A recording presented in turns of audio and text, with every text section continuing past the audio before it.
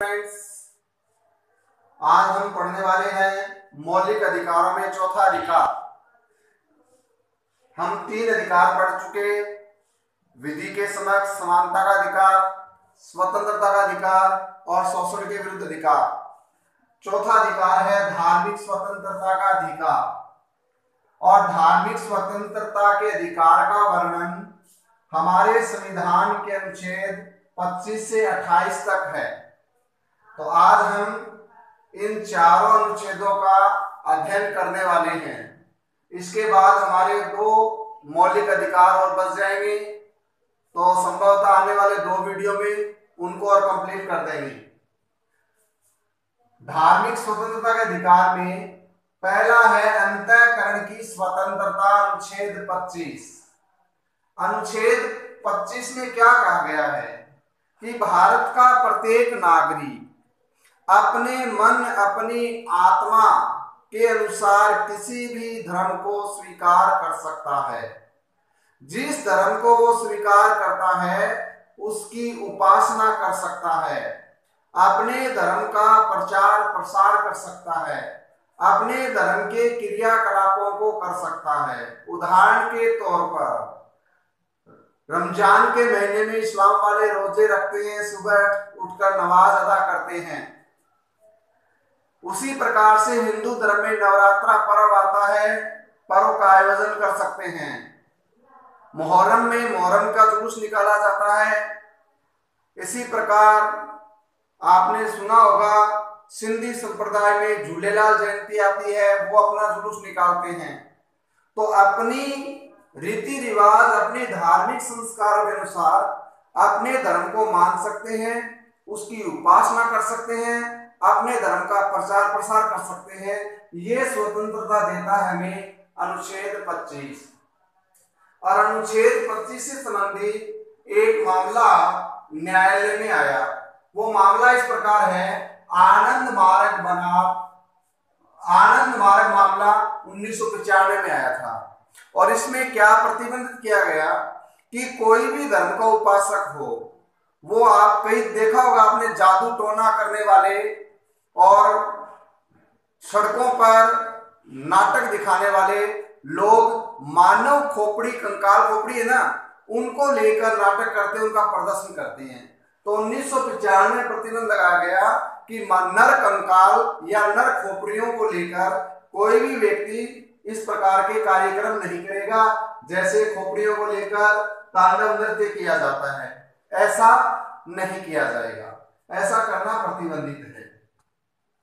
इसमें दूसरा बताया गया है धार्मिक मामलों में प्रबंध की स्वतंत्रता, यानी प्रत्येक धर्म को मानने वाले अनुयायी अपने धर्म के नाम पर संस्थाओं का निर्माण कर सकते हैं, संस्थाओं के लिए संपत्तियां खरीद सकते हैं, उन संस्थाओं का मैनेजमेंट कर सकते हैं, ठीक है, और अपने संस्थाओं के संचालन के लिए जो भी गतिविधियां हैं वो कर सकते हैं। लेकिन इसमें भी शर्त है, वो संचालन, वो संस्था इस प्रकार से नहीं होनी चाहिए जिसके लिए देश को खंडित करने वाले उद्देश्य हो।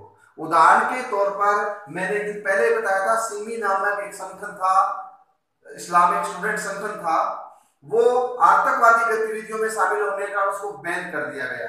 इसी प्रकार पीपीएफ नाम का एक संगठन है, उसको हाल ही में बैन किया गया है। इस प्रकार के संगठन नहीं होने चाहिए। अभी देखिए, जैसे ये कोरोना वायरस चल रहा है और दिल्ली में तबलगी जमात एक मस्जिद है, वहां पर धार्मिक आयोजन हुआ, विदेशों से बहुत सारे लोग आए, लेकिन उनके आने से कोरोना वायरस है उसका फैलाव हुआ, तो उसको प्रतिबंधित किया गया। तो सरकार ऐसा कर सकती है, जब देश को खंडित करने वाली गतिविधियां हो तो वहां पर कर सकती है, ठीक है। अब जैसे देश में आपात स्थिति हो तो वहां पर प्रतिबंधित किया जा सकता है। जैसे अब हमें धार्मिक स्वतंत्रता का अधिकार है, हम अपने धर्म के अनुसार मंदिरों में जा सकते हैं, पूजा अर्चना कर सकते हैं, मेलों का आयोजन कर सकते हैं। लेकिन वर्तमान में कोरोना के तहत आपातकाल चल रहा है, तो सभी धार्मिक स्थलों को बंद कर दिया गया। ऐसा सरकार कर सकती है, कब? जब स्थिति देश के लिए प्रतिकूल नहीं है। तीसरा है किसी विशिष्ट धर्म की अभिव्यक्ति के लिए करों के बारे में स्वतंत्रता। अब देखना, अगर कोई धर्म अनुयायी अपनी आय में से कुछ हिस्सा धार्मिक कार्यों के लिए लगाता है तो सरकार उन पर टैक्स नहीं लेती। जैसे आपने देखा होगा बहुत सारे दानदाता है वो देश में मंदिरों का निर्माण करते हैं। तो क्यों करते हैं? क्योंकि मंदिर निर्माण में जो पैसा लगेगा उस पर सरकार टैक्स नहीं लगाती।